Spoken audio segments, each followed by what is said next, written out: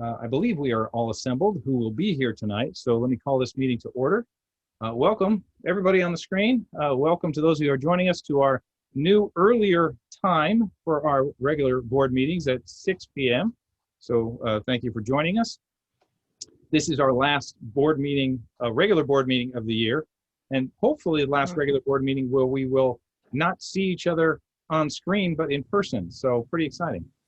Our regular board meeting again tonight will have two special presentations on the LCAP, the Local Control Accountability Program, and the 21-22 budget, for which there will be public hearings for each. So let's start, if we may, if we will, with a motion to adopt the agenda, please. Oh, motion. You have a second? Thank you, both of you. Ms. Subaki. All in favor? Aye. Aye. Opposed? Thank you. All right. Dr. Harbeck, would you be kind enough to lead us in the flag salute? Happy to. Please stand.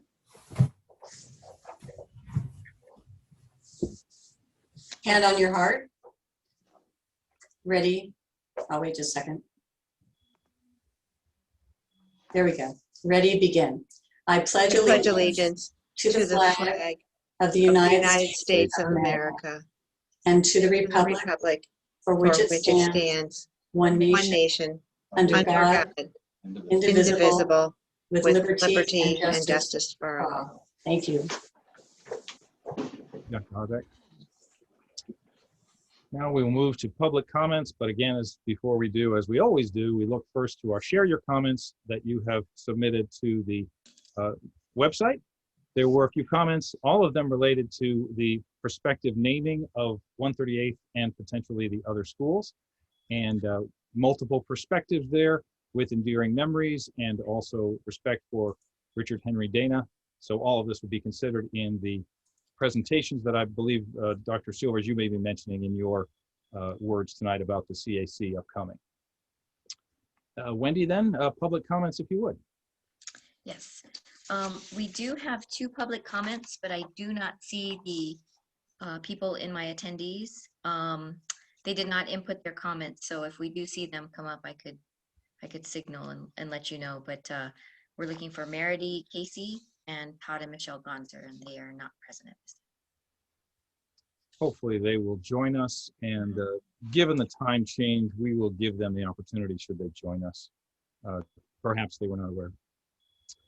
We will now open the public hearing on the item 3.3, 2021 through 24 Local Control and Accountability Plan, the LCAP. Done so at 6:04:45. Dr. Silvers, take it away.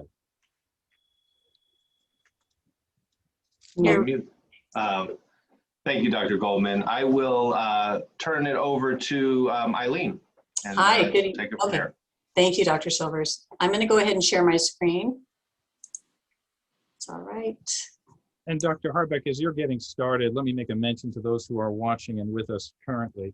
This is a public hearing, and you will have an opportunity to make public comment after Dr. Harbeck's presentation and board conversation. We will give you the opportunity to raise your hand digitally by hitting your Zoom raise hand.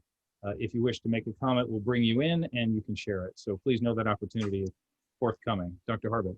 Thank you. We just have a few slides tonight to review what's going on with our district with our accountability. And so tonight we're going to talk about our local control accountability plan known as the LCAP, and also our district budget for the 21-22 school year. What's not always clear is this is such a different year for us. You know, typically we would just bring to you the new LCAP and the budget, but with so many things changing with the pandemic, this year's LCAP actually includes the annual update from the 1921 LCAP that was waived last year. They've asked us to go back now and comment on that, and also the 2021 learning continuity plan that we wrote for just this school year during the pandemic. How did we do with that? So that's an annual update too. And we'll actually have to put something together for the state in October on that as well. And then we'll go over the budget. So the LCAP is actually 3 plans in one. So first I want to talk about the LCAP plan update from last year. And this has to do with our highlights and our areas for growth. So if I were going to look at our highlights for the last LCAP, the one that we are just finishing, that was good for about 3 years, We looked at this and we really put it into a few buckets. The first would be that we had created a new care team, a new counseling team over the last 3 years. And so we bolstered our counseling department in the elementary schools and provided more services for our students and our families. We focused on our safe campuses, which ultimately made us the safest school district in California. And we also focused on a priority with technology for our students. Every student had access to a Chromebook and to technology online programs in the classroom well before the pandemic. So we're very proud of that. We also continue to provide professional learning for our teachers in science, in mathematics, writing, and reading, and this depended on the grade level. If you were going to look at our areas of growth, we had to go back and look at our 2019 CASP. That's usually the data you use. That was the last time we have results for that test because they were waived in 2020. So we looked at that and we found that we really wanted to spend more time looking at our economically disadvantaged students. We have a persistent, what we call an achievement gap between students who are economically disadvantaged and those who are not. So we have that in mathematics, about a 17% difference, and for English language art, about a 15% difference. That was back in 2019. So we know that's a persistent gap. We actually went back in history and looked at that. It just, as our students continue to grow, so have the students identified as economically disadvantaged, but that gap persists. So we want to make sure we close that gap going forward. For our learning continuity plan update, that's the plan that we wrote just for this year, special funding. Our highlights here, we're very proud of what happened this year, and I just want to say that. Out of all the things that we did, you know, it was hard to pick, to tell you the truth. So the highlights included, just again, 3 key areas. Our social emotional supports, we were able to bring in the EASE program for our staff to access for social emotional needs and families. And we also had Care Solace, I believe it's pronounced, for our families. We added a counselor at the elementary levels as well. We also had our COVID safety protocols as a priority. Did very well with that. We had no issues, really strong focus on that. And then we also started our early warning system diagnostic. We went strong on that with the diagnostic that we used throughout the year to continually identify and target students who are at risk of learning loss. And finally, we made sure every student had hands-on with technology that needed it and hotspots. And I know that was a priority for the board too as we went forward. So if we were going to analyze how we did with the LCP, or the Learning Continuity Plan, we'd put it probably into 3 areas. We focused on the multi-tier systems of support. We're very strong with this. We looked at social emotional, the behavior, and the academic sides of what we did with students. We continued to use those benchmark assessments, and we looked for how we could support all the way through. Technology and safety, again, we were very strong there, making sure that everybody had hands-on, and training for staff and parents. We offered digitally online through Zoom for parents to come on and learn more about how to use this technology. I think for the very first time, our transparency was at its highest in terms of what parents could access. And just huge amount of staff support on that. And then our social emotional well-being, we had so much going on with our social emotional wellness, our Wellness Wednesdays. We had special committees. Our principals continue to have activities all online throughout the year. And then we, of course, supported all of this with the LCP. I was going to move on now, unless there's any questions, to the 21-24, our brand new LCAP plan. So when you're writing an LCAP or putting together an LCAP, the first thing you have to do is attend to the goals and the outcomes, the actions, and all the expenditures that go into it to address student needs in 8 priority, state priority areas. We have to also explain how we, the LEA, the local educational agency, will increase or improve services for our unduplicated pupils. These are our low income, our foster youth, and our homeless. Our foster youth and our homeless. And also as compared to all students. So we want to look at also how we submit. We also have to submit, we have our public hearing tonight, and then we submit again later this month. And we'll submit that to LACO, and that goes to the state of California. And I just want to say all these plans have been reviewed by the Los Angeles County Office of Education prior to bringing them to the public hearing. Those are the state 8 priorities I spoke about. We make sure that we attend to those, and I assure you we have. Our goals are aligned completely to these 8 state priorities. We address all our students' needs.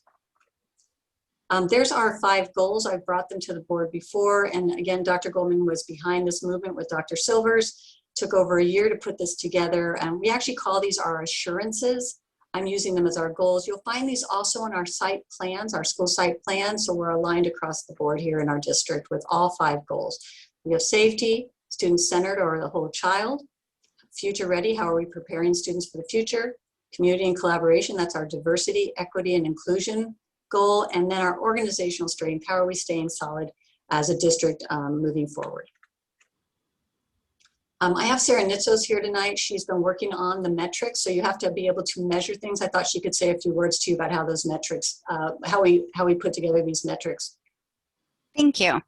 So you'll see each of the goals are listed above, and below them are indicated which metric will be used to judge our progress on those goals.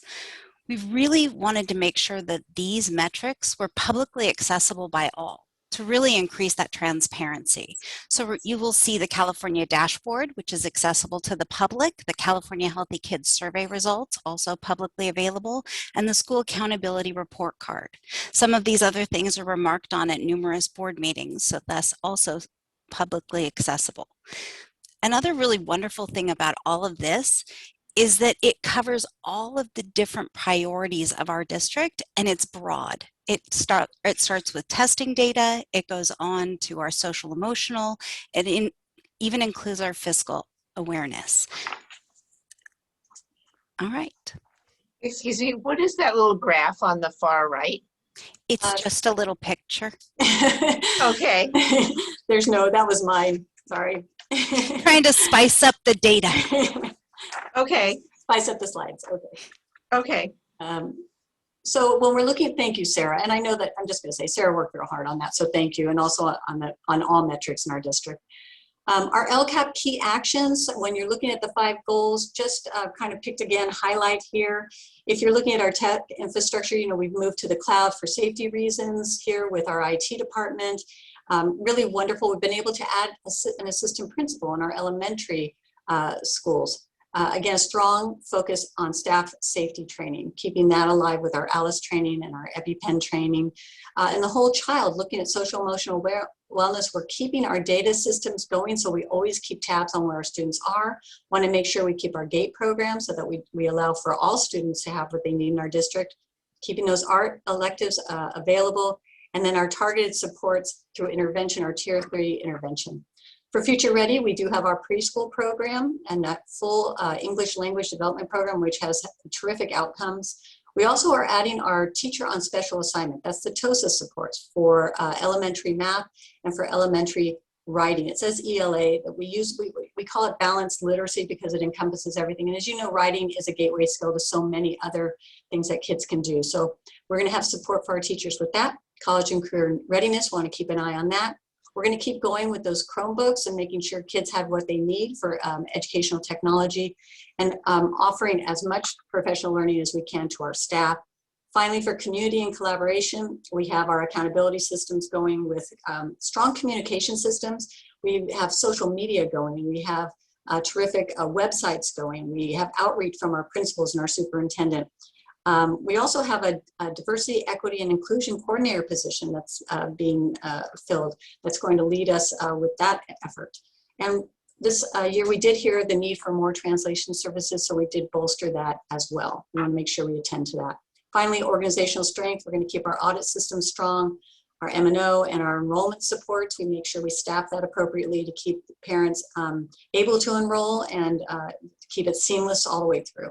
And then keeping Chromebooks in kids' hands with our ed tech, whatever they need, they'll have for the future. And we're going to hand it to Dave Wilson for our budget. Thank you, Dr. Harbeck.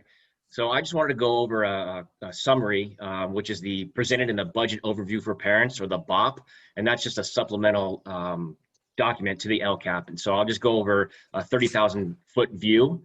So this is for next year's budget, 21-22, projected general fund revenues. So total LCFF funds, 22,476,000, and this is made up of property taxes and state aid. LCFF supplemental and concentration grants.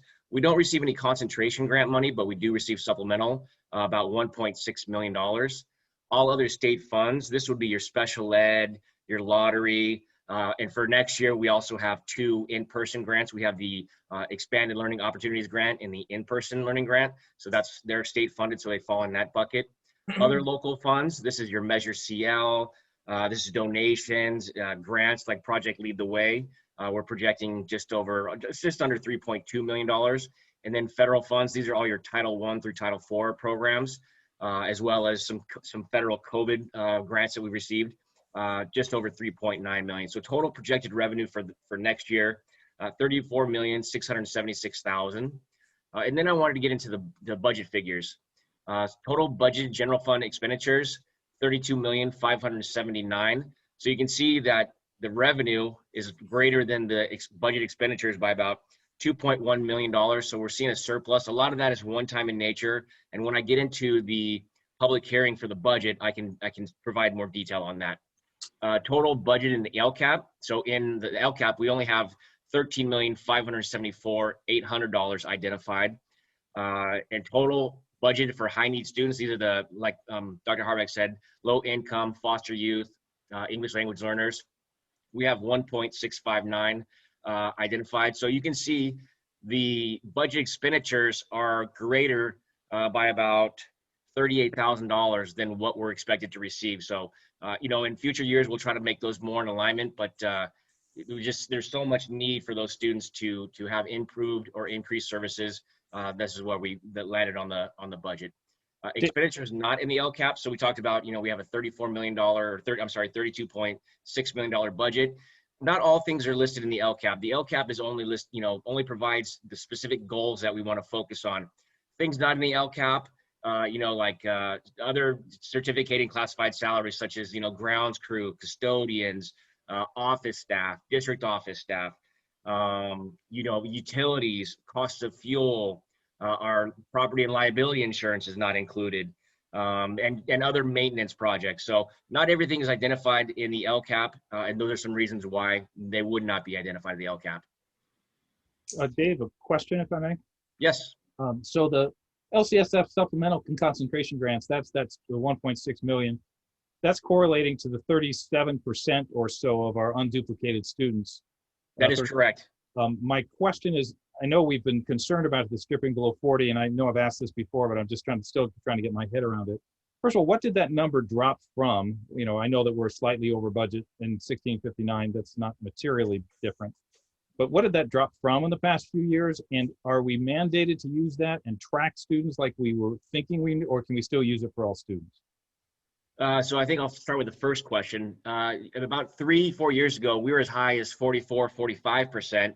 The state, they let you report it on a rolling 3-year average, so that if you see 1 year a cliff, you're not going to have your funding impacted as great as you could. So they do it on a rolling 3-year plan.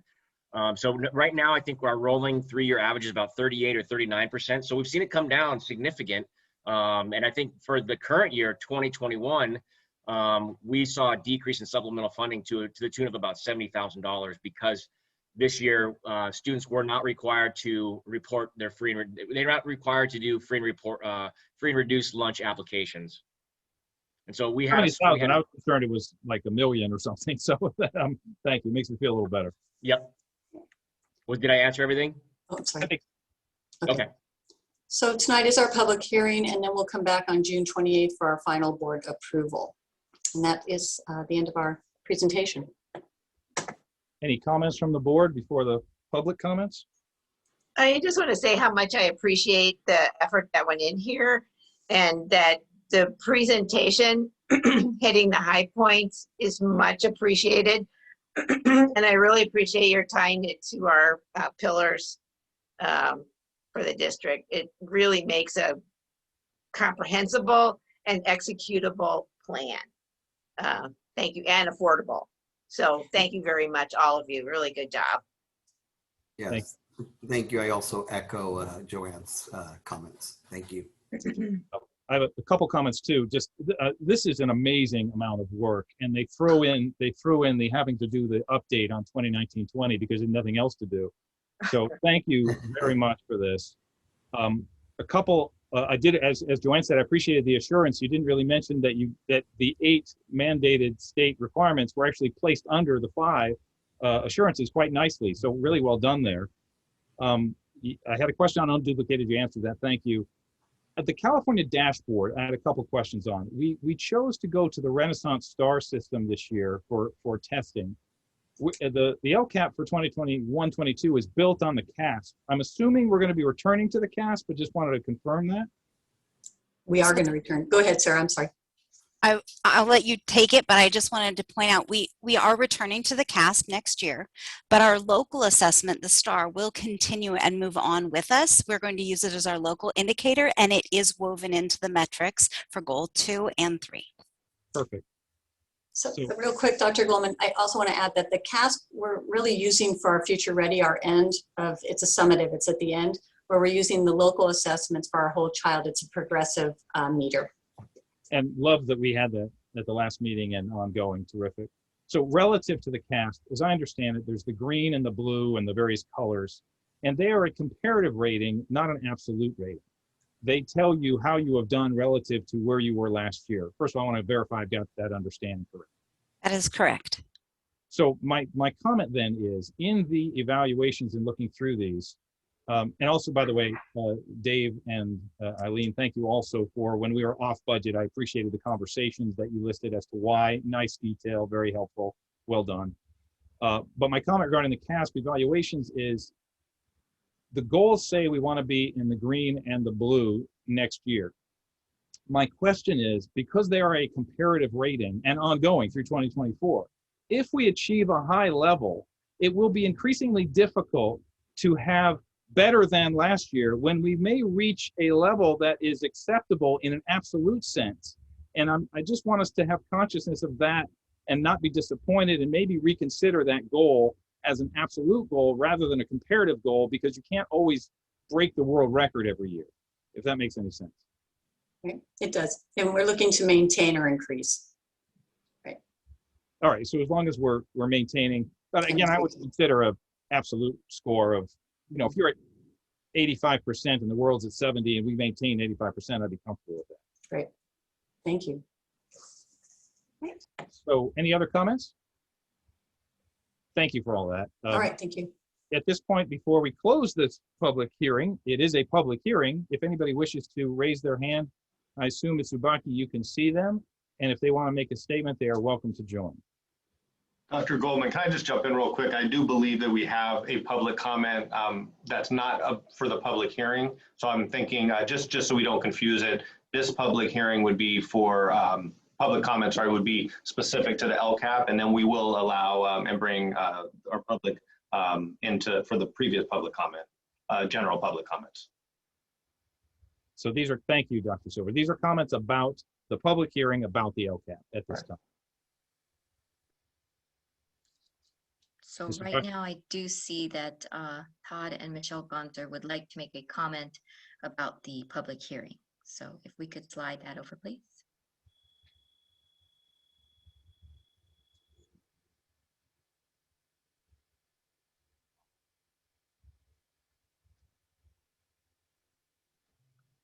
Hi, Todd and Michelle. Hi. Can you hear Hello. me?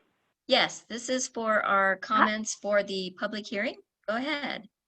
Well, it was just more, we were just wondering about the athletic field at the high school campus. And the reason why it came up is because a couple of moms and I were talking about, you know, where the kids are practicing and they have to go off campus to practice for soccer as well as track and field. And it's just also more for safety. So we're just wondering what the plans are for the athletic fields and if there's any way that we moms and even some of the coaches can help in maybe even do some big fundraiser. And I know, you know, it's small, but at least it's something that we can help move this forward. Because the field has been sitting there for, what, the last 3 years? So that's just our comment. Okay. Appreciate that. And in our personal comments, maybe we may be able to address that, but we're not able to address that at this time during this. Oh, I'm sorry. Okay. But thank you. We hear you, and we may get a chance to address that in a moment. All right. Thank you. Any other public comments on the public hearing, Wendy? Not for the public hearing. I have no more raised hands. All right. It is 6:26. We will close the public hearing at this time on the LCAP. Thank you for your great work. Yeah, thank you, everybody. It was really well done. All right, because one deserves another evidently, let's open item 3.4, public hearing for the 2021-22 budget at 6:26. That would be me. Wendy, can I share my screen?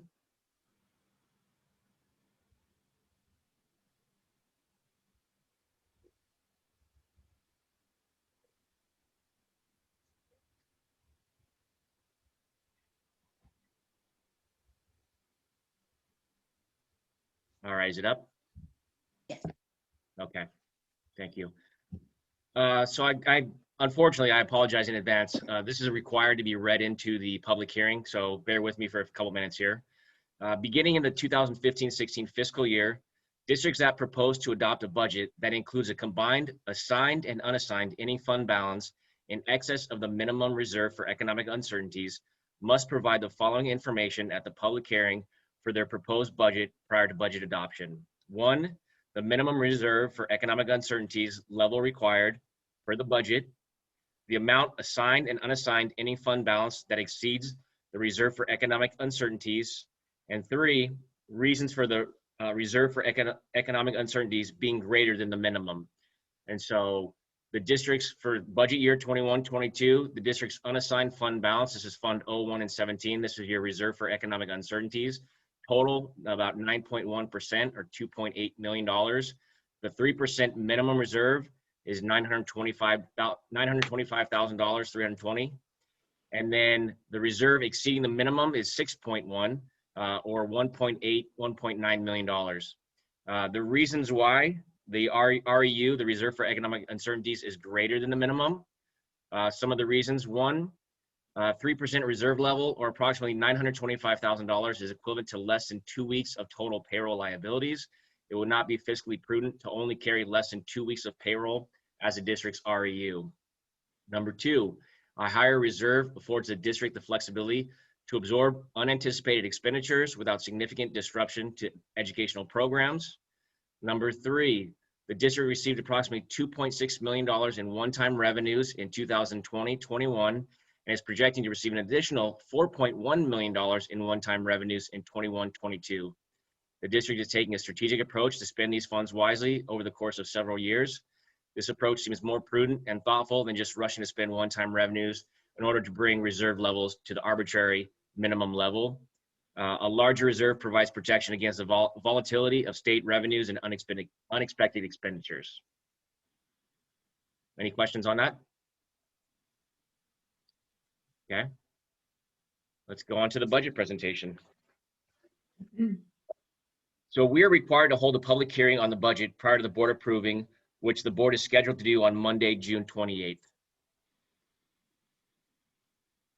The timeline events for the budget planning and adoption. On this past May 14th, Governor Newsom issued his May revision for the 21-22 budget year. And it's even more spending than he proposed back in January when he released his initial budget for next year. By June 15th, California legislature presents a budget plan for 21-22 to the governor for approval. They actually did this today.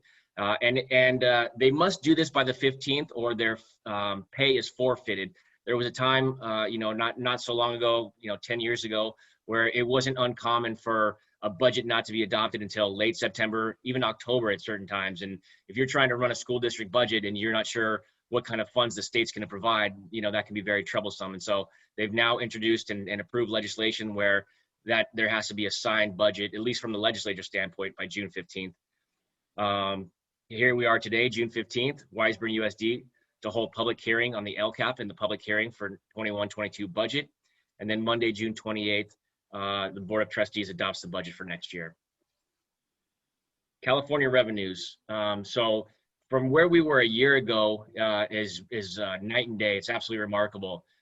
California is roaring back from the initial dark days of the health pandemic. At this time, I think last year there was a projected $57 million state deficit.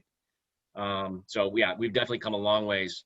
The governor's May revision assumes $76 billion from extra state revenue and $25 billion from federal resources. Oh, sorry, here's my bullet point right here. It was not 57, it was $54 billion deficit from 1 year ago. The state's general fund budget, 158.4 in revenues and transfers. 154 billion general fund revenues projected for 21-22. So that's the additional 4.4 is transfers. About 8 billion is included in the budget. He's not going to spend all this 25 billion now, it appears. So he's only allocating 8 billion. The transfers include about 3 billion to the budget stabilization account, or the rainy day fund. And it's projected the rainy day fund will be $15.6 billion. And it was down 8.3 last year as they borrowed money to keep education held harmless last year. So it's good that we're seeing an investment back into this so we can prepare for the next economic downturn. Some budget factors that have been included, some assumptions that we've used. PERS, the cost of CalPERS, this is the employer paid contribution for retiree benefits, increases from 20.7 to 22.91, an increase of 2.21%. For us, we're projecting this is about a $90,000 hit to the general fund. STRS, this is CalSTRS, this is employer paid for certificated retirement, increases from 16.15 to 16.92, an increase of 0.77%. We're projecting this is about a $120,000 hit. State unemployment insurance, this is a doozy, went from 0.05% to 1.23%. This is a hit of $235,000 that an employer paid statutory benefit that we have to pay. So this was a significant hit. I know there's been talk in the legislature that maybe this can, the state can buy this down. I think next year it goes back down to 0.2, not as low as 0.05, but certainly not as high as it is projected for next year. So we'll continue to monitor the negotiations in Sacramento and see where that falls. But basically, I have to build the budget and have to use assumptions at some point to go ahead and proceed. Does not include one-time stipends. So this year, CSEA and WFA negotiated a one-time off-salary stipend. Costs approximately $313,000. It will not be included in next year's budget. Again, includes almost $3 million in one-time federal funds, and includes just over almost $1.1 million in one-time state funds. This is the in-person instruction grant and the expanded learning opportunities grant. Proposition 98 funding. This is the state's formula for how K through 14 education will be funded in any given year. So where we were, so the state has a 3-year rolling budget. They look at the prior year, the current year, and then the out year, the following year. And so because you're getting old previous tax payments for the 2 years prior. So this was January's budget, and this 3-year was $248.1 million, the above the line. And the bottom of the line, the May revision, it's now $265.8 billion, or it increased $17.7 billion from January. So welcome news, and we'll see where the final bill is signed by the governor. So Dave, I have yes. a question. Yes. The increases that California realized in 2021, I guess, is that considered a one-time bonanza? Or how does that carry forward into the future, or do they have any comments to that? So some of it, capital gains, they consider it one time. And so that's why the governor and the legislature are investing in one-time resources. It's not the personal income tax, corporate sales tax, corporate tax, and sales tax are ongoing in nature. So I think there's still some more dissecting of how much is one time and how much is ongoing. But a good portion of this increase is ongoing in nature, which is good for the state of California, right? Oh yeah. And it's a lot faster than the economic recovery is happened a lot faster than any expert had anticipated. So good news, but there is some risks in the out years. I think they think there might be a slowdown, might be a correction. Obviously, we have inflation, increased gas prices, and so there's still some uncertainty, some risk in the out years. But as we get closer, that stuff will be fluffed out in future multi-year projections from the state. Thank you. You're welcome. One of the biggest proposals for next year is a 5.07 COLA, cost of living adjustment. And what the governor's doing is, in the current year, it was a 2.31 statutory COLA. He did not fund it. Next year is a 1.7 statutory COLA. He is projecting to go ahead and pay for the current year COLA, the 2.31, the next year's 21-22 COLA, and then add on a super COLA. So you're actually getting a 5.07. He didn't have to do that, but because the state coffers are overrunning with money, you know, and there's pent up demand for, you know, obviously school districts to have more funding. We're glad to see this, and hopefully this sticks in the final signed budget. So I want to show you what that does. So here's your grade span adjustments. Here's what we were getting per ADA for the certain grade spans. Here's your 5% COLA. It goes up, and then this is your grade span adjustment, which you get for K through 3 and 9 through 12, because it's assumed that these grade spans have more costs than the other grade spans. Obviously, you have class size reduction, and over here you have sports and other things that need a little bit more money. So K through 3 went from $7,700 to $8,900 per ADA. 4 through 6, $7,800 to $8,200. 7 and 8, $8,000 to $8,458, and then 9 through 12, you know, $9,300 to just over $10,000. So this is great news. Another thing that was proposed by Governor Newsom was increasing the concentration grant. Remember in the previous public hearing, I mentioned we do not receive concentration grants. We only receive supplemental out to the tune of $1.6 million. He's projecting or proposing to increase the concentrated grant funding from 50% of the base grant to 65%. So that would leave a lot of haves and have-nots, where, you know, your districts that have a lot of that have concentration grant funding would see their revenues increase, whereas us, we wouldn't. So the legislature had a counter proposal to go from 20% to 23% in supplemental, so that everyone gets a share in those new revenues. For Wiseburn, that would be an additional $240,000, $250,000 in supplemental funding. So that, you know, that would be good for us as well, because as we saw in the other public hearing, we were a little bit overspent in supplemental, and that would provide us more resources to provide for those unduplicated pupils, for those foster youth, you know, low income and English language learners. So we'll have to see where that lands. Again, still a lot of negotiations going on in Sacramento. Dave, before you go on, just a couple questions from before. Yes. On STRS and PERS, is there a cap that they've ever told us that will stop going up to, that it will finally reach its top? No, so STRS contributions used to be administered by a board, by the legislature. So the legislature decided it, and PERS was from a board. And now in the last year, they're both, the rates are set by both boards, the STRS board and the PERS board. And the multi-year projections for both continue showing them increasing. And so, you know, every dollar more that we have to spend is less dollars that we spend on our students, unfortunately. But the response is that they really want to pay down the unfunded liabilities by 40 years from now. And so, you know, STRS and PERS, they have an unfunded liability. They're getting, you know, once people retire, they're not going to have enough people paying into it, or not enough money to pay for everybody. So that's, in the last 3 or 4 years, there's really been a push to increase those. It was just a number of years ago that there was a cap on PERS of like 13%. And so that's almost nearly double now.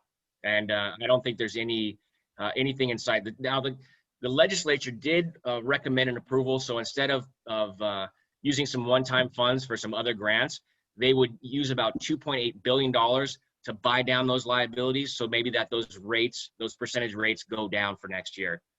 So we'll have to see what happens in the final bills. And then one other comment was yes, related to the reserves. I noticed, I believe they went up from 9.1 to 9.8 over the 3 years. I believe our target is 17+%. I know you had put together a plan that's not in front of us right now, and no worries there, but it just made me wonder, if we are going to get some extra dollars, if we wouldn't want to be slightly more aggressive in moving towards our target with our reserves. Right. And that multi-year projection was, you know, conservative in nature. I'm hoping, you know, obviously I'm hoping that we can get there further and faster, but I think we can you know, have that conversation again. Thank you. Okay. So the governor, you know, we have, I think over $13 billion in deferrals. So our state apportionments this year, February through June, either got cut in whole or in part. The governor at his January budget said we're going to pay down 9.2 of the 13 billion. May revision, he says he wants to pay down $1.1 billion, leaving a remaining deferral. It's a June deferral, a June to July of $2.6 billion. So I don't think we would need a trans next year. You know, as long as it's a June to July and we get our February through May apportionments, we should be fine.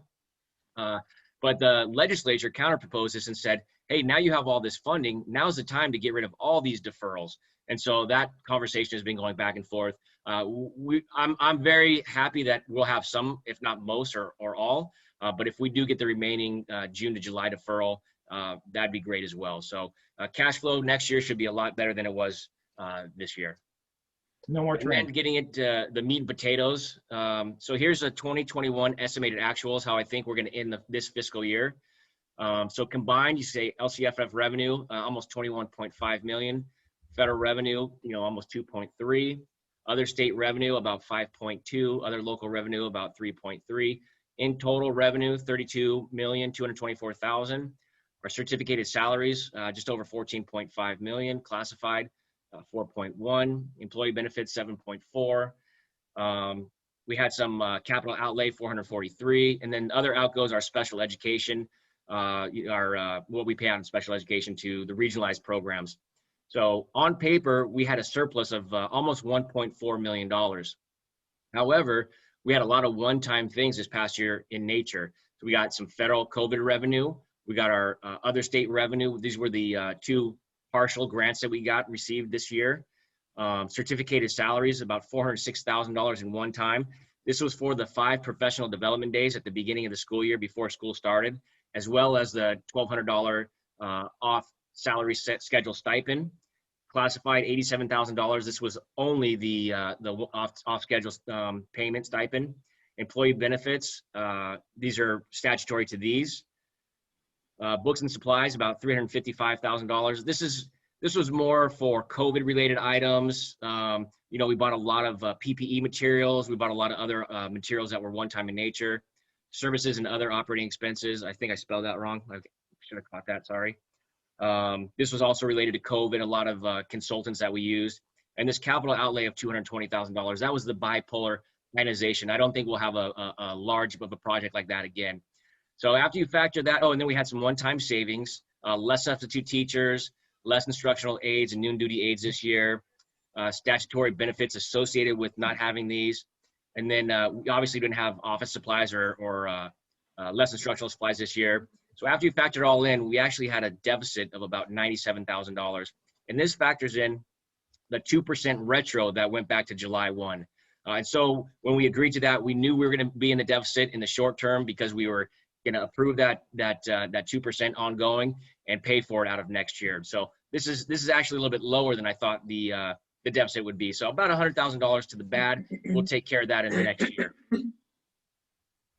Any questions on that? Okay. Now we'll go to the 21-22 budget. So our LCF revenues go up to 22.4, federal revenue 3.9, other state about 5.1, other local revenue 3.2. So total revenues 34,676,000. Certificated salaries go up to 15.3, classified 4.3 million. Benefits $8 million. Books and supplies about 1.5. Services and other operating expenses about 2.9. Capital outlay 200, and then again special education. So right now on paper we have a surplus of $2.1 million. Dave, However, you also have to yes. sorry, this is based on the May revise from the governor? Is that correct? Correct. Does Correct. that I had to, we have to get the budget done, and so I have to use some assumptions. So this is based on the yes, but this could change based on what the final laws are signed into law, the final education bill. Does this include the concentration funds or no? Or it's just based on the governor's numbers, not the adjusted legislative proposal? It's based on the COLA of 5.7. The County Office of Education did say, because there's some uncertainty on the supplemental and concentration, just to budget at 20%. So some of these numbers could change. And you have to pick an assumption and go with it, because at some point you have to just build your budget, right? So the county and the county will lay out some guidelines on the assumptions they want you to use. And so that's what we've done here. Thank you. Okay. And then So we have this some be- one-time, yes. So Yes, this, Joanne.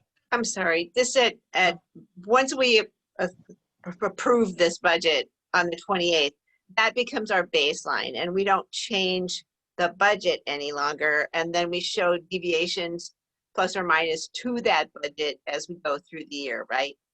So if we could change the budget, which we did last year, we had remember the 45-day budget change, because it was a material change, because at May revision, they were projecting a 10% structural deficit. They were going to cut our LCFF funding by 10%. So in times when it's a material change, we can go back and change the budget within 45 days. Usually it's not, and we will adjust the budget at first interim and then second interim. Remember, budgets are living documents. They're always changing. Right now, we've built this budget. We haven't hired, a handful of teachers, a handful of staffing. So these are on best estimates that I can guess. And then we know these are going to change throughout the year as we get more information. So I guess my question is not so much that we don't expect changes, but that this budget becomes a thermometer against which we measure all changes. Yes. Or do we actually change the baseline? No, this would be the baseline. Right. Okay, perfect. Then I get it. Thank you. Right. And then I don't remember if you recall last year when we changed first interim to July or second interim to first interim, I'll give you the dollar amount change and the reasons why. Why did we change that budget? Right. Okay. What was the justification of that budget change? Okay, good. Thank you. One last, welcome. Dave, I'm sorry, you mentioned the material change at 32.5. What's a material change? What percentage or what number? I would say anything over 10%. So, if it's going to swing $3 million either way. Wow. Okay. Thank you.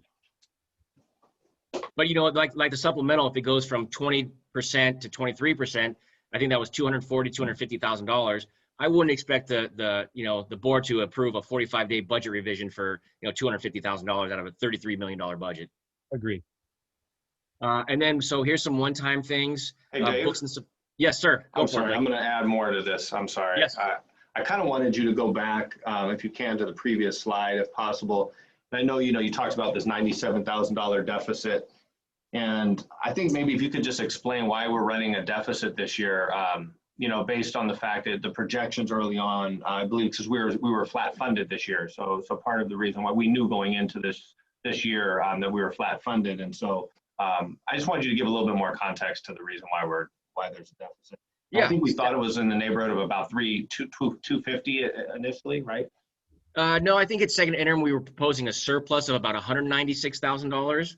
But since the second interim, we obviously gave the 2% retro back. And so we knew that we were going to deficit spend in the current year because we weren't getting a COLA this year, but we had a pretty good understanding that we were going to get a large COLA next year, which was to the tune of about $1 million in new ongoing revenue. And so we were comfortable with taking that small risk of saying, okay, we're going to go ahead and retro 2% back to July 1, knowing that we're going to get that and more in 21-22. So we were okay with a temporary deficit spending, knowing we were going to correct that deficit with the new funding that's coming next year. Does that make sense? Dave, with all the money we received from the federal and state governments, is that reported in 21-22? I am confused. It's a combination of both. So we got some funds this year and we'll get some funds next year. So it's split over 2 years. So we see some one-time federal and state this year, and we also see it next year. Everyone okay with that? So after I factor out the one-time, we're looking at a surplus of about $458,000 next year. Again, a lot can change between now and when the budget's signed. Again, we haven't hired all of our employees. We don't know where they're going to fall in the salary schedule. But this is a pretty good estimate of where I think we are. So, wait a minute, if you Yes. will. So one time, without the one time, is that one time addition or subtraction? It's a subtraction. No, it's both. I'm sorry. It's the revenues, expenses. Right. So on paper, you say, wow, we have a large surplus, but a lot of this is, one time in nature. You really want to get your true operating surplus or true operating deficit, which is the $458,000 that I'm projecting. And then I was just going to show you the comparison of the estimated actuals to the budget and what the change was. So LCFF sources went up about $1 million. That's because of the 5.07 COLA. Federal revenue goes up about 1.6 million. It's a net of one-time federal funds coming in, some going away, some coming in. The state, a small decrease because we're not going to get as many one-time funds next year as we got this year. Also, we saw some increase to our special ed funding, which is great. And then the local funds, about $116,000 down, because I don't think we're going to earn as much interest as we did this year, because we had that $5 million trans that we're earning interest on, that now with all this influx of one-time funds, probably didn't need as much as we thought we were. So I'm projecting interest revenue will go down, and then a loss in a Project Lead the Way grant. I think this year we got $100,000, and next year I think we're projecting $75,000. What changed in expenditures? Went up 837,500. So we have step and column. We have a bunch of increases in staffing. We have a principal, DI coordinator, counselors, TOSAs, PE teacher. So that's where I think we're going to fall. Classified salaries goes up about $200,000. This is step and column. This is 1 full year of regular assignments. So we're going to have a full year of, and that goes for STIRS as well, or certificated. We'll have a 1 year of subs, of normal sub costs. We'll have 1 year of normal instructional aides, of noon duty aides. And then also there's one grant that we received, the Expanded Learning Opportunities Grant, where a caveat to that grant was 10% of that grant, or about $150,000, had to be used specifically for paraprofessionals, instructional aides. And so we're either going to, one, hire additional paraprofessionals in the year, or give additional hours for those, because that is a stipulation of that grant. STIRS, here's where we see our STIRS and PERS go up, as well as our SUI. So in total, about $600,000 STIRS, PERS increases. We added a vision plan that starts next year. And then state unemployment goes from 0.05 to 1.23. Books and supplies, just updated expenditure projections. Services down about 194. This is the net of one-time expenditures from 2021 to one-time expenditures in 21-22, and just updated expenditures overall. And then $243,000 down to capital outlay. I don't think we're going to do a big bipolar or similar project to that in the following year. But So Dave, on that one though, we do need to budget 5 years for a 5-year cycle of replacement. We would just build that into the budget over time. Right. Or we don't fund it out of the general fund. We fund it out of like Fund 14, deferred maintenance, or something like that. Yeah. So with that, any questions? I hope I was clear and concise. I know the budget is not the most easiest thing to follow, and I apologize. Dave, it was clear to me. I definitely appreciate the presentation. One thing to keep in mind, I think I just did the numbers real quick, and it's a little deceiving based on the report, but it looks like our operating expenditures, when you look at salaries and benefits from last year to this projected 21-22 year, it's actually going to go up 1% when you calculate the ratio from revenues versus operating expenses. And I just really took real quick stab at just the salaries and benefits. I didn't actually add up all the other minor expenses. So we'll definitely have to look at that budget a little closer, because I think we're actually going to have a 1% increase in our expenditures. Right. Yeah. And some of these expenditures, like some of the salaries, could be one-time in nature. If some of these grants dry up, if we can't find a way how to put them into our unrestricted, general fund, they're gonna be one-time in nature, which is unfortunate, because we're gonna be doing a lot of great things for our students and our staff. But if we can't afford it long-term, then they're gonna have to get swept. Yeah. All right. Dave, thank you again. My only comment is I know we threw a curve at you with this early meeting. Yeah, thank you. So thank you for putting it together, and appreciate if you can get that up as quickly as possible. Not having it before the meeting makes it difficult for us to really dig in, of course. So I'll get it to you guys as soon as possible. Yep.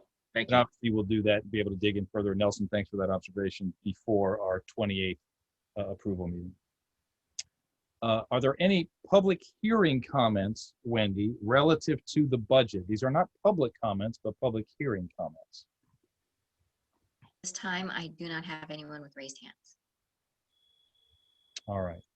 Well, then let us close this public hearing at 6:56 and move on to the rest of our agenda. But I think we're going to take a pause to allow another public comment just this one time due to the change in time.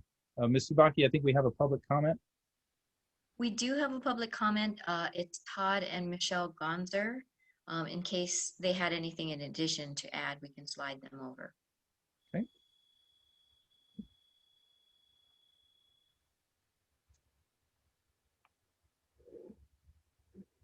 Hi, Michelle. You're muted right now. Welcome back, Todd and Michelle.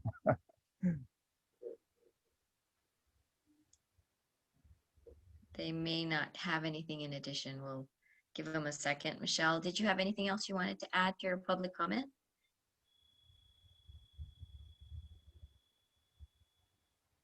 Doesn't look like it, so we can slide them back over to attendee status.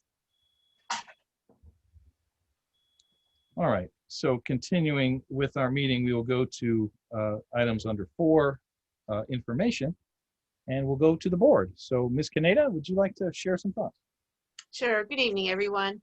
As we head down the trail here for the end of this school year, once again, I think we kind of did this last time, but we can never enough thank our staff and our teams of teachers and our staff and our maintenance crew and everybody for a thrilling school year. I mean, what a roller coaster ride of challenges and meeting those challenges. So thanks to everyone.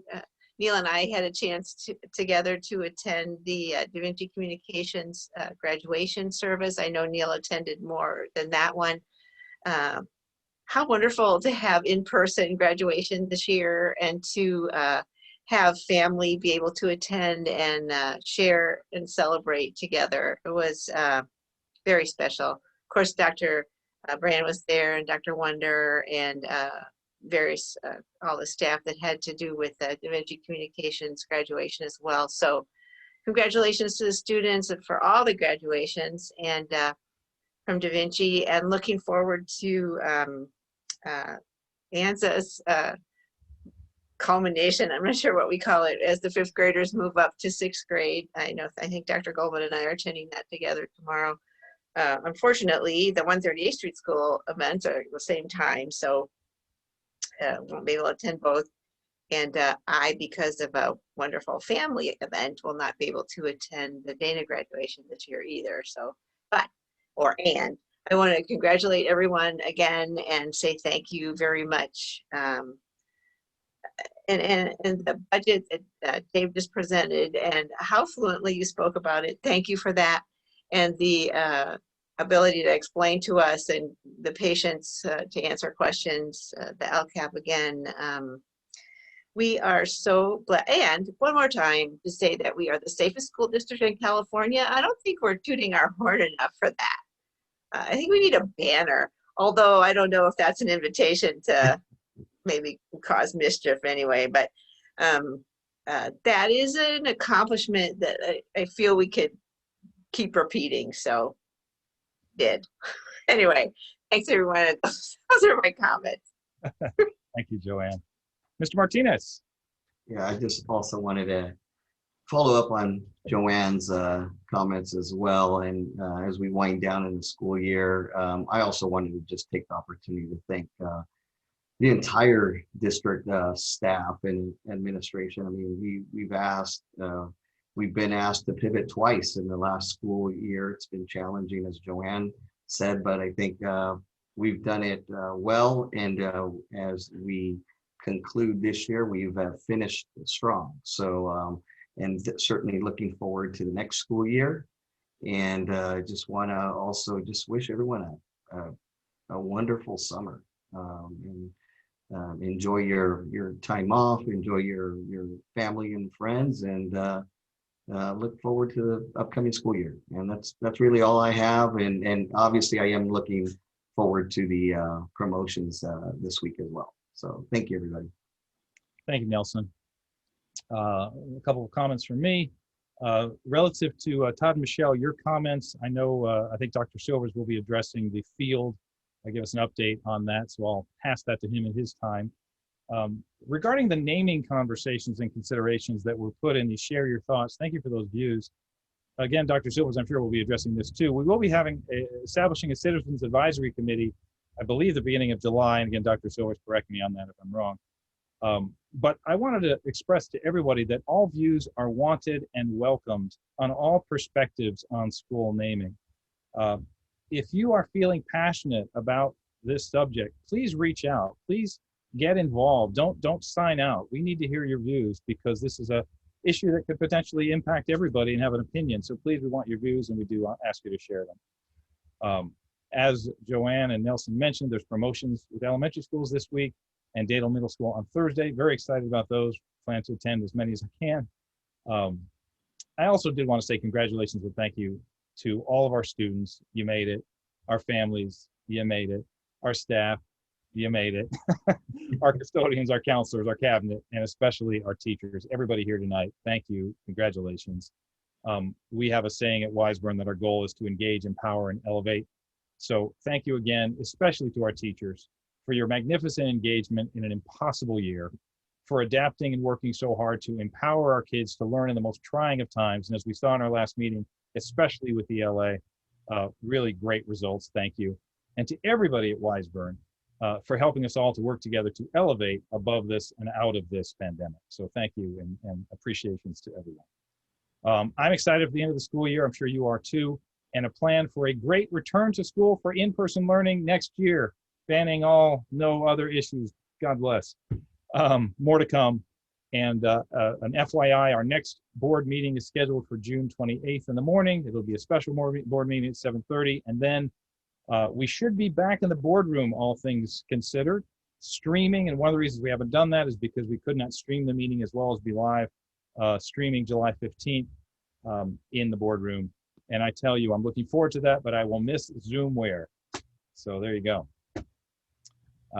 With that said, let's go to our cabinet and Mr. Wilson, our chief business official. Thank you, Dr. Goldman. No comments tonight. Thank you. All right, moving on to the Director of Psychological Services, Ms. Mazzarella. Good evening, everyone. I have no comments tonight as well. I shared last week and thank you. Thank you, Peggy. Always appreciate you as well. Assistant Superintendent of Human Resources, Dr. Dugal. Good evening, everyone. No comments from HR.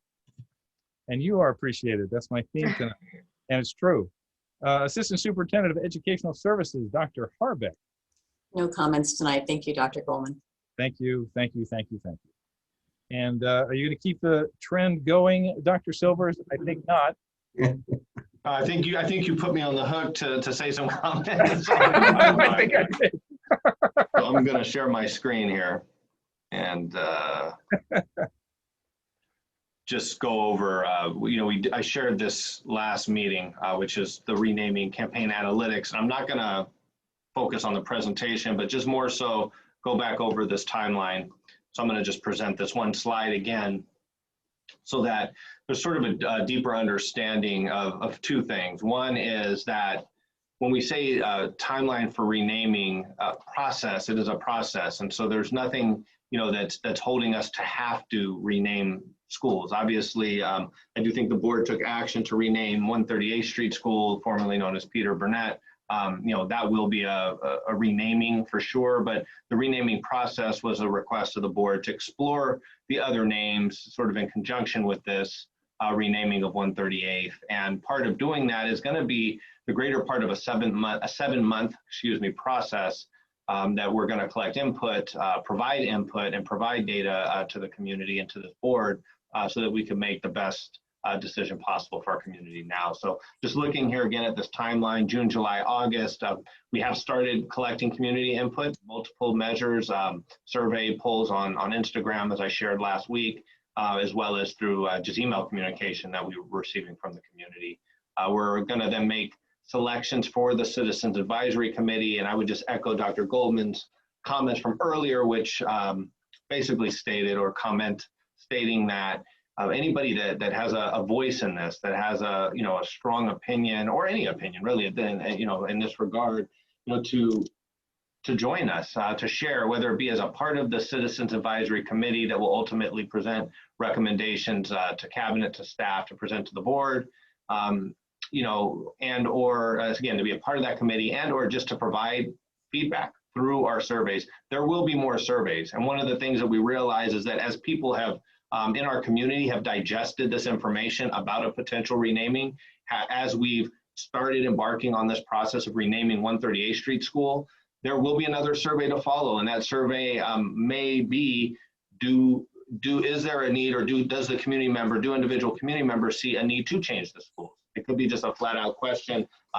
after people have digested sort of this initial process. So we expect there to be more surveys. Again, you know, I know we've sort of surveyed people all year long related to reopening and coming back to school and not, but this is really an important surveying process. So do plan to see more of those. Again, looking in fall of 2021, we'll begin meeting with the Citizens Advisory Committee, start creating the short list of names, name recommendations, and or any recommendations we may want to bring to the board regarding individual schools, because we have heard from our community in regards to some of the names maybe not needing to be renamed, you know, some of the schools, sorry, not needing to be renamed or not being suggested. So we could bring that recommendation back to the board. And then in at the December school board meeting, to be determined the date, we'll have a final school name recommendations, potentially. And again, when we say recommendations, a final school name recommendation could be keeping our H. Dana Middle School as the middle school name. So, you know, this is just something that we'll go through as a process. And I wanted to share that again with the community. So I will stop sharing my screen for that. And I do believe there was a question. I actually we have our director of facilities. Is she still, oh, there you are, Julie, sorry, I couldn't see you. So I have two updates on facilities that Julie's actually gonna share. But I will share the first one, which is the soccer field. And I'm gonna say that is our B. Julie right now is gonna actually share an update on A. We did talk to the board last meeting, and I know that the first priority for the district is to knock down 135th and Aviation, and these are major expenses. And, you know, we obviously have finite amount of dollars to do this, and so we want to make sure that we're prudent with our money. So A is knocking down 135th and Aviation, and then the second priority and high priority would be then to finish the soccer field. So again, making sure that we have the funds to do that. So I'm going to turn it over to Julie first to talk about, you know, what's looking like about a $2 million project to knock down the old Dana site. Thank you, and good evening, everyone. Thank you for allowing me to share the updates of where we're at with the project. We are currently in the position of soliciting proposals for what we call the qualifications to find the best value for a firm to serve as a CM at risk. We chose the CM at risk as a methodology to be able to manage this project due to the nature of the project and also the timing of where we're at within the school year. We know that this is a priority to try to get all of what I call the dirty, noisy, yucky work done prior to the beginning of the next school year, that we want to be conscious of our surrounding neighbors as well as being able to engage our students with great opportunities and not distract that while there's a lot of noise or dust going on. So we're in the process of— Julie, can I stop you real quick? I think sure. I heard you say CM at risk, and I just want to clarify. Oh, I'm sorry. I know, I just want to make sure that we're I'm glad sharing you listened, because that's not right. So the process is it's CM multi-prime. I apologize for that. And CM multi-prime means that we are hiring an entity to represent the district, and they will manage multiple prime contracts, of which we've identified 4 to 5 different companies. We haven't selected the companies, but the prime contractors to be able to serve in that role.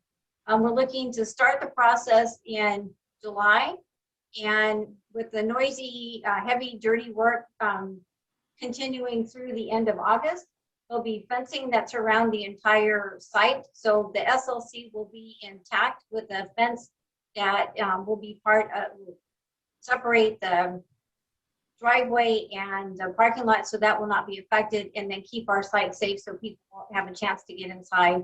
The goal is to be able to keep it flat, remove every bit of asphalt and building that's on the site, and then look at opportunities for the future of what the community decides that they want to do with that. So the idea is to flatten it, to keep fencing around it, and then allow the district to make some prudent decisions financially of what that site's going to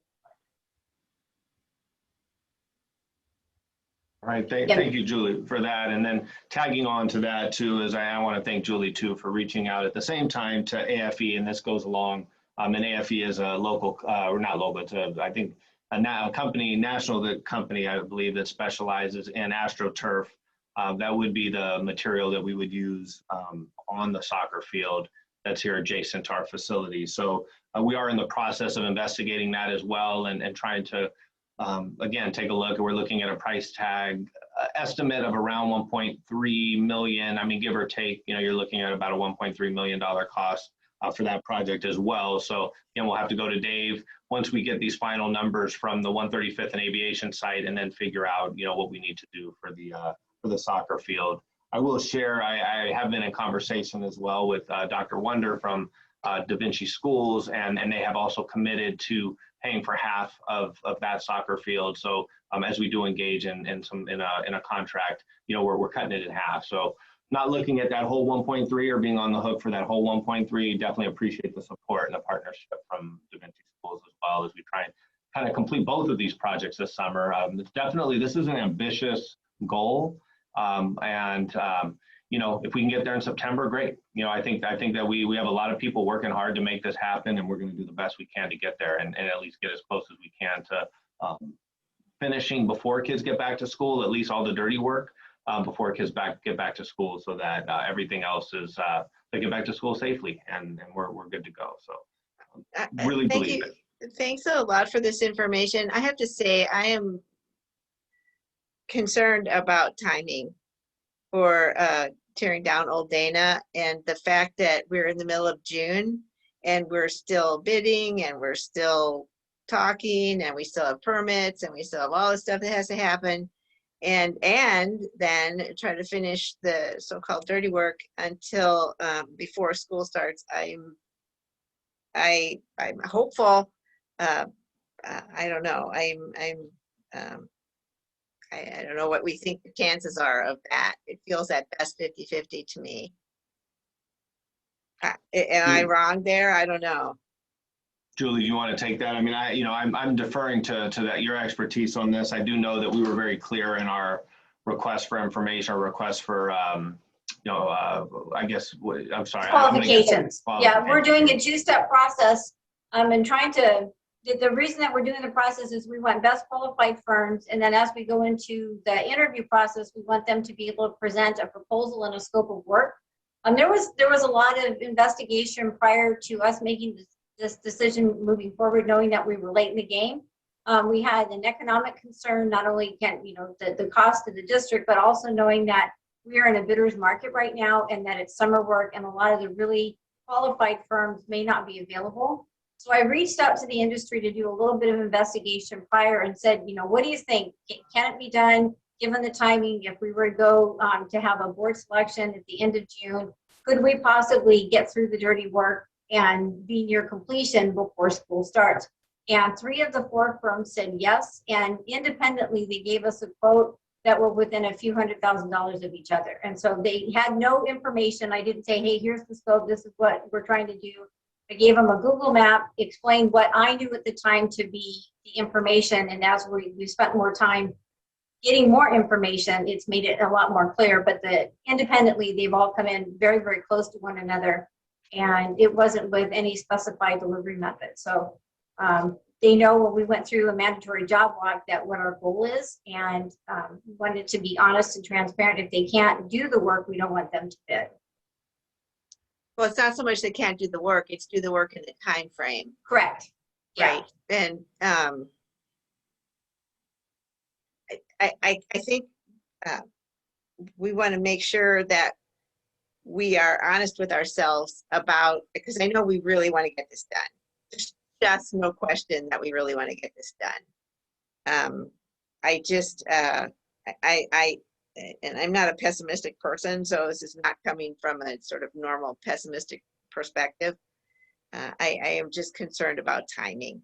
Any of us who have done any sort of construction, which probably includes all of us, knows that schedules are optimistic typically when they're given. And I don't know that there's any penalty for not meeting schedule. And it is not all of it's in our hands in terms of what might be found in midst of that demolition as well. So I don't know. I really hope that I know that we're following this very carefully and doing our due diligence, and I appreciate that. And I really hope we can get it done this summer to the point of satisfaction that it's safe. So thank you. To Ms. Kanita's comments, when will the RFQ process be finished and we have the bidders, those who have come, their estimates? And is the July 15th board meeting soon enough? I don't want to rush the approval, but does that put us back a couple weeks that we don't need to waste? Dr. Silvers, would you like me to answer that? No, let me take just part of that, Julie. Yes, part of it I do want you to take, but I just want to say, actually, in my comments, Dr. Goldman, I was going to ask if we could pencil in a July 1st potential board meeting, just because there's a long time. There's going to be a lot of work to open schools in general, not just for the knockdown or the demolition, but just in general. There's just a lot of school business that would require board action. Waiting till July 15th, that's quite a gap. In a normal year, it may be, we could probably squeak by and limp by, but this is obviously not a normal year. So I was just going to hope to pull the board on that here in this meeting to see if we could pencil that date in. And I think then, Julie, piggybacking off of that gains us a couple weeks back. Yes. So what we had looked at is having the submissions on the 21st of June, allowing our committee to review them thoroughly and then make a recommendation for interview. We looked at the dates for the interview, of which we'll do interview and scope, as well as a cost proposal. From that, we'll do our due diligence in reaching, checking references, and then putting together a recommendation for the board, and that would be on that special board meeting on the 1st. And then we know that there's time to be able to vet the contract and look at what we need to do. And we were looking at being able to get started after the 4th of July, where the firm was successful in winning, and then they would be able to give us a scope of work and the schedule, and then start to move forward. That's where we were confident, I should say, that we were hopefully confident to start the process the mid of June, or mid of July. Could I have a request? We've been talking about this a lot, and I've heard a lot of dates discussed. Is it possible to put something down in writing so we can read it and have something to refer to that shows what the steps are and what the dates are, the goal dates are associated with each of these steps? It doesn't have to be complicated. I don't need big Gantt charts or anything. It can be done in Word or Excel or whatever you're comfortable doing. But is there anything in writing that we can look at these dates and really understand what we're talking? I mean, I've heard them all tonight, but I have to say I haven't memorized them. So you're talking specifically about this demolition yes, about project. this demolition at Old Dana. Sure. Julie, we can probably do that, right? I've already had it together. We had to issue an addendum as part of the RFQ process. And so I have those dates not only identified in the RFQ, but it also went out in an addendum. So thank you. If you could send them to the board, that would be great. Thank you. Per Dr. Silvers, your request, Ms. Canetta and Mr. Martinez, does July 1st, which looking at the calendar is a Thursday, I'm assuming it would be at a standard board meeting time at 6 p.m. Would that work for either of you? Yeah, I'm okay on the 1st, I think. Hold on. I am out of town on the 1st. I won't be back till the 2nd. Sounds like we may want to do a poll, Dr. Silvers. Got it. Beyond this, not taking the time of this meeting. Yeah, sure. All right. Yeah, I just wanted to quickly add. I mean, I certainly hear Joanne and Neil your concerns with the schedule.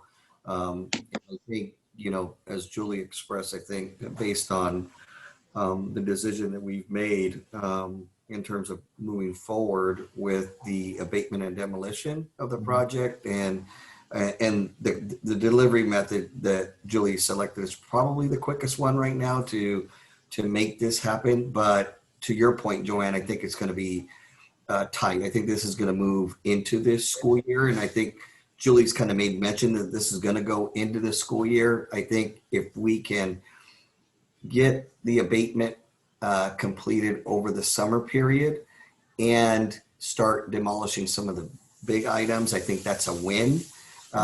However, this is, in my mindset, this is going to extend into the school year and probably well into October. The kicker is going to be how much of that, I guess, quote, quote, dirty work can we accomplish is going to be the challenge, because as you were just mentioning, Joanne and Julie, I think you touched upon this. I think it'll be addressed in the overall schedule, is once the CM comes on board and we need to eventually advertise and bring on the prime contractors, there is still some time that will involve Dave's time in terms of the contract execution, bonds and insurance and all that. And that does take a little bit of time.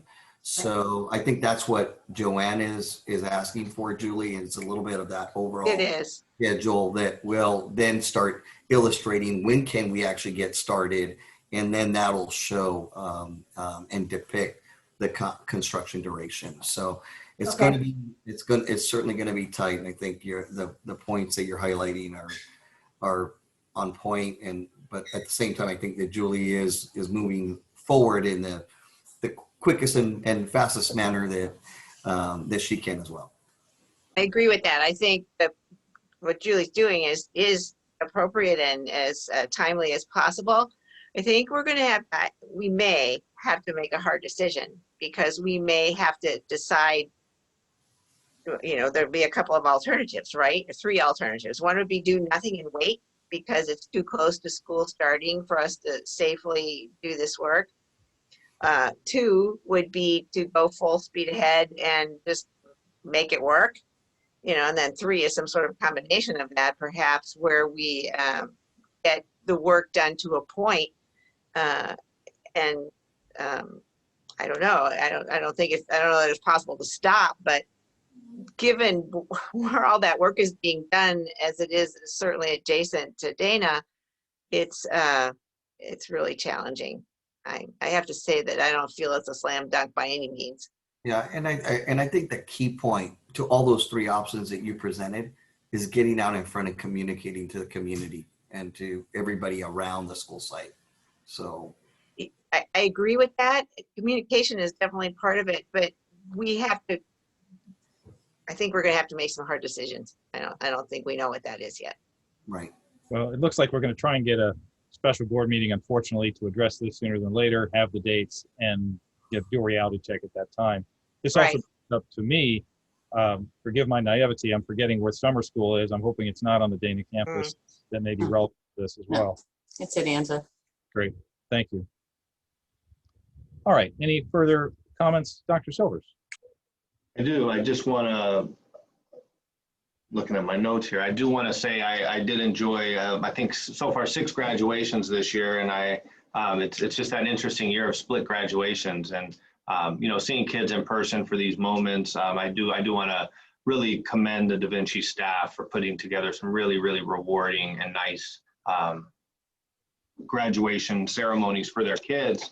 And it culminated yesterday with a ceremony for their 2020 graduates, for those that could come back and kind of be recognized for their graduation, after having been gone, either those gone off to college or not, and work in the workforce. But it was nice to see those kids, come back and be able to be honored by their parents, even a year later. It was just a really nice touch to the end of the year. So also looking forward to our upcoming promotions at the 5th grade tomorrow. We have a pretty tight window between Anza and 138th, and we're gonna see that to an end. And then the next day we have our larger ceremonies, 2 ceremonies at Dana Middle School. So really looking forward to that as well. Also looking forward to, we're calling it an annual implementation planning, a how-to planning process for our entire leadership team. It's going to be a 2-day full workshop for our leadership team to prepare for next year, just to all review the LCAP and just be on the same page as we move into next year. So really excited to host that this year. Say annual because we want to do it every year. It is the first annual, and it'll hopefully be an ongoing, an ongoing opportunity for us to have conversations, for us to plan for the next school year with everybody in the room, and kind of cell phones off and computers off, and so we could really just have these good conversations and productive conversations. So I'm really excited about that. That's happening on June 20th or 21st, I'm sorry, and 22nd. Just wanted to share with the board that as well. I think that's all I have today, Dr. Goldman. All right, thank you, Dr. Silvers. And actually you reminded me of something I wanted to say from the LCAP relative to your upcoming meeting. And that is Ms. Nitsoth and Dr. Harbeck made back-to-back slides relative that would be really relative to the dashboard we've been talking about for the board that I thought was that a lot of that material would be very relevant to that consideration. So I think that hopefully it was right before Sarah's comments or right after. Hopefully, Eileen, you know what I'm talking about. But it was those two slides were very relevant, and good luck on that in your retreat.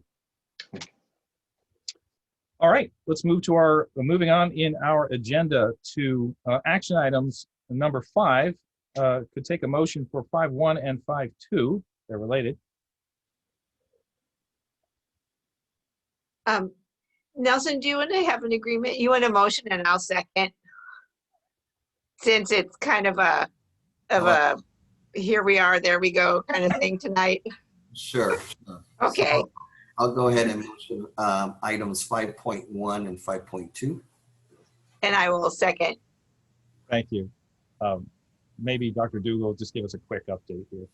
Yes, I'd like to actually thank CSCA and especially our Wiseburn chapter 486 for their collaborative and productive meetings and negotiation sessions we've had this year. So we have a full agreement, successor agreement, as well as a salary increase. And so just once again, I want to thank them for the productive and collaborative dialogue, and hope to continue that as we move forward as well. Thank you. They are not only our employees, they are our partners, and it was a partnership effort this year. Thank you very much. Ms. Subaki, please, let's take a vote. All in favor? Aye. All opposed? Thank you. Moving to item 6.1, approved proposals with Dave Bang Associates for a playground structure at the Del Air Preschool. Motion, please. Motion. I'll second. Thank you both. Any comments or questions here? We could quick clarification. So this is the final touch on our preschool program, just to provide a place for students to play. We did look at several options. I know Dave was a part of this. Julie was a part of this. Karen Chapkani was a part of it. Peggy was a part of it. So there were a lot of people looking at various options. You obviously have the option that's extremely cheap, and then you have the sort of the $100,000+ option. So we found one right in the middle here. Very comfortable with this. It's definitely we believe this will be a 5-year opportunity for students to attend this preschool, at least a 5-year opportunity, and so we think it's money well spent. And Dave, I don't know if you want to just comment on the budget, the pot of the budget that we're pulling this out of. We're using developer fees. If you want to just share a little bit about why we use developer fees. Yeah, you probably do a better fees. job than me. Developer fees are used to mitigate enrollment growth, and we do think that obviously we're bringing preschoolers on our campuses. It's definitely enrollment growth, and actually had some good news in developer fees.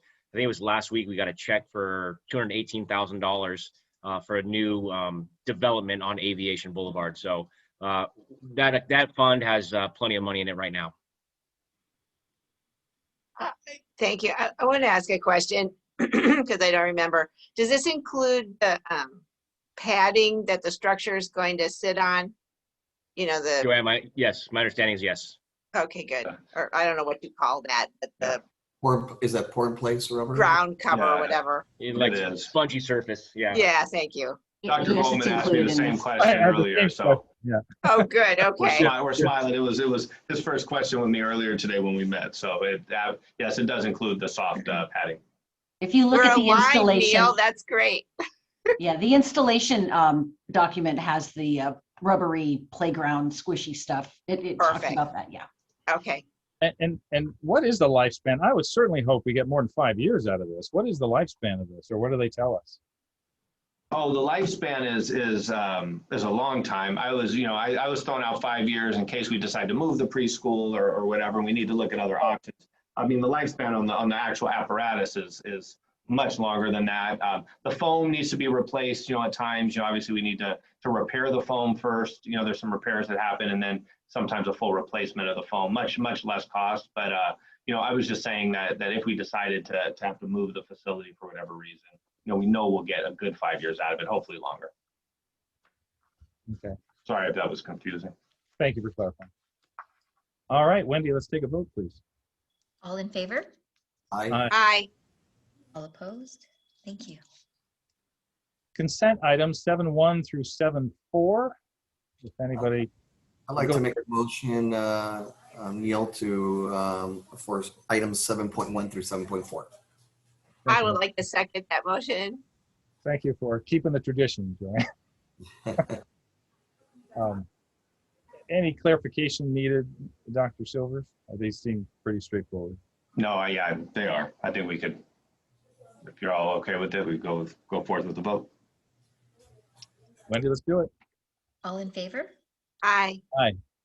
All opposed? Thank you. 8.1 and let's take 8.1 and 2 separate. I guess we could take them together. Why not? Go ahead, Nelson. whichever you want. I'd like to make a motion to approve items 8.1 and 8.2. I'll second that. Thank you both. Hearing no comments, Wendy, please. All in favor? Aye. Aye. All opposed? Thank you. Upcoming dates and events. I don't know if Dr. Silver or Ms. Subaki, you want to tell us about these? I'll jump in on this, Wendy. So basically, I shared some of this. I guess I didn't give specific dates and times, but we do have the ANZA promotion ceremony, 138th Street promotion ceremony. I'm going to highlight that this is the first ceremony at 138th Street that they've done. So this is this is kind of a new annual thing, I think, that Mr. Rios is putting on with the staff there. That's happening tomorrow, June 16th. 10:30 and 11, 10:30 at 138th, and then 11 o'clock at ANZA. And then the Dana Middle School promotions are Thursday, June 17th, 10 a.m. and 2 p.m. So we're splitting it by team. And that information will be sent out and has been sent out by the staff there at Dana Middle School, Kiana and Kevin. So they've been working real hard on that as well. Looking forward to all, 4 of these ceremonies that we'll have this week. So thank you to those of you that put all this together. And that's it. And then we have holidays and the next regular meetings at 7:30 a.m. That's for the budget LCAP, potential consideration and adoption. Hoping to get another meeting in there between the 28th and the 15th. So let's see what we can do there, but I will, we'll reach out.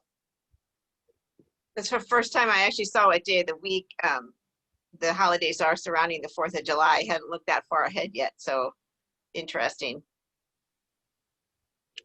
All right. Well, any other issues or amendments or agenda items anybody wishes to bring up at this time? All right. If not, we will adjourn this meeting with a big thank you to everyone for making it through the year and your spirit throughout, your collaboration, cooperation, and goodwill. We'll see you all next meeting. Be well. Thanks, everyone. Thank you all. Good night. Good night.